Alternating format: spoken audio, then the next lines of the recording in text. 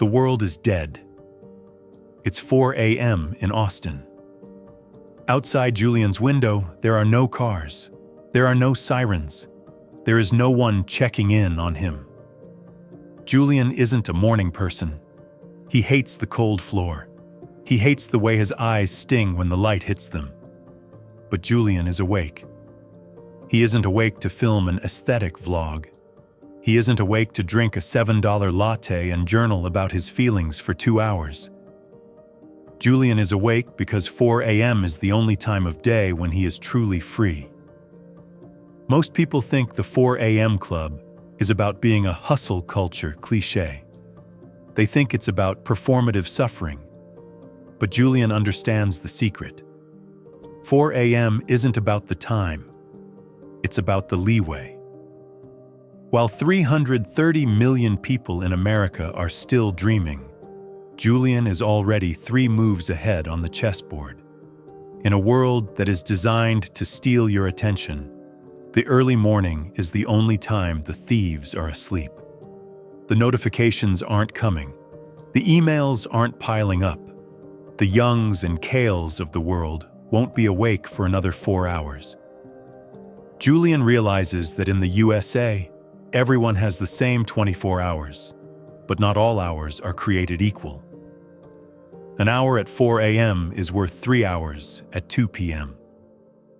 This is the story of how Julian stopped joining the club and started owning it. Julian's transition wasn't about willpower. It was about biology. He realized that the 4 a.m. club is actually one at 9 p.m. the night before.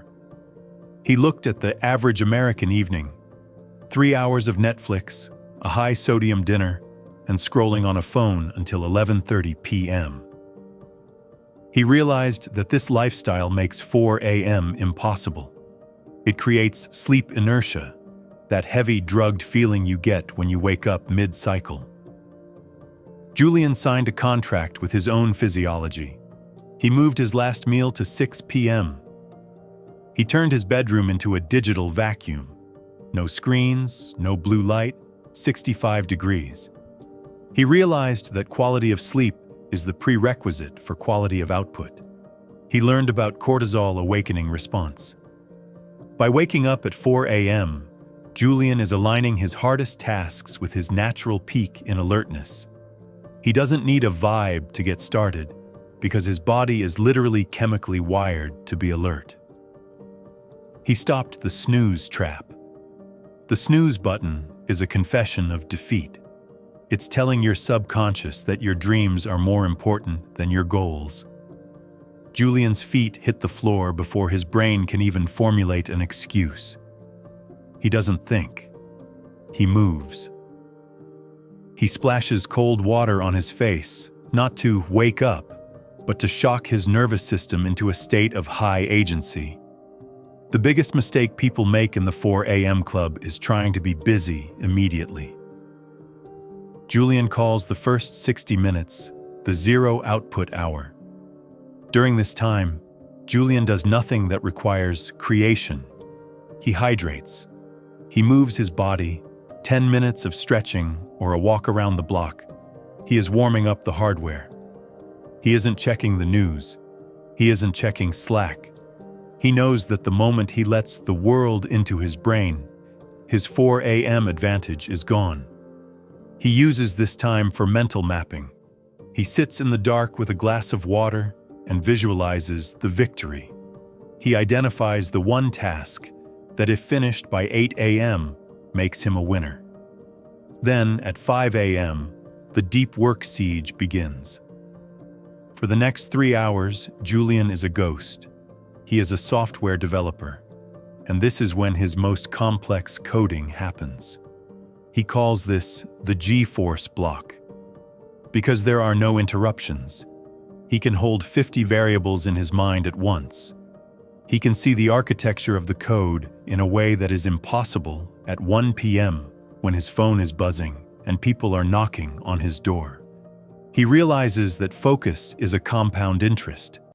3 hours of uninterrupted work at 5 a.m. produces 10 times the results of 3 hours of interrupted work later. While the rest of the country is just hitting the snooze for the third time, Julian has already solved the hardest problem of his week. He has achieved operational dominance before the sun has even touched the horizon. By 8 a.m., something strange happens. The world begins to wake up. The noise starts. The emails flood in. The zombies arrive at the office with their lukewarm coffees and their tired eyes. Julian feels a sense of stoic calm. He has already won the day.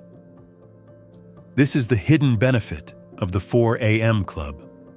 It removes the performance anxiety of life.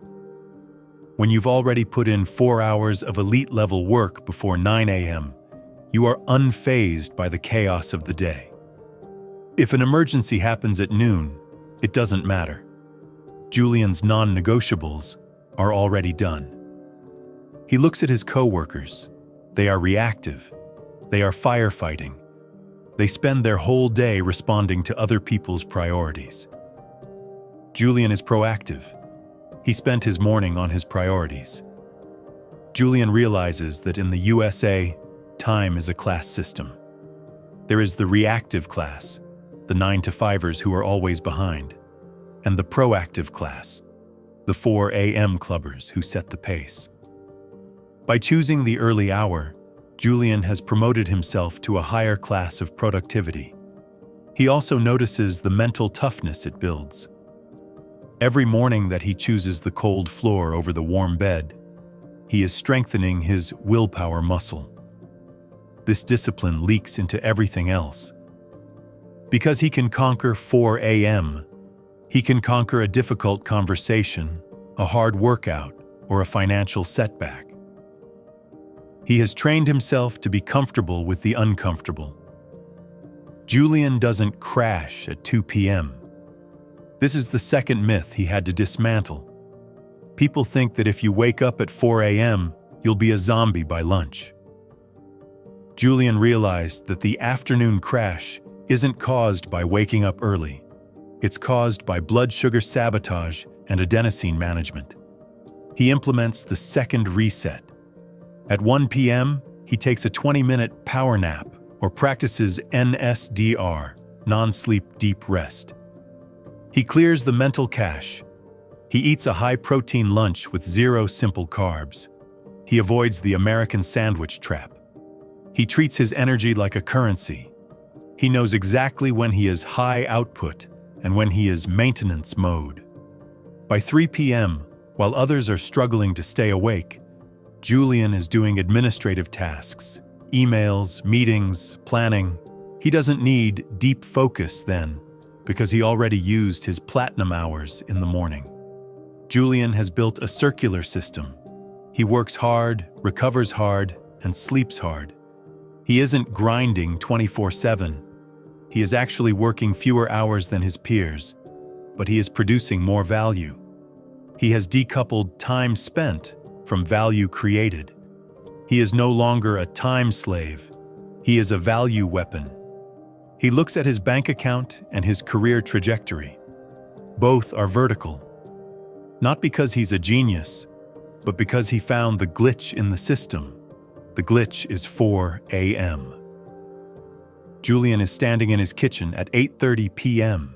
He is putting his phone in the charging box in the living room. He is preparing for tomorrow's battle. He looks at the camera, looks at you. You're going to tell yourself you're a night owl, he says. You're going to tell yourself you work better when everyone else is asleep at midnight. But be honest. Are you actually working at midnight? Or are you just scrolling, consuming, and romanticizing your insomnia? There is a difference between staying up late and waking up early. Staying up late is a rebellion against the day. Waking up early is an attack on the day. Tomorrow morning at 4 a.m., the world will be quiet. The zombies will be dreaming. The theatrics will be gone. The only thing left will be you and the work. Are you going to hit the snooze button? Or are you going to join the only club that actually pays dividends? Set the alarm. Put the phone in the other room. I'll see you at 4 o'clock.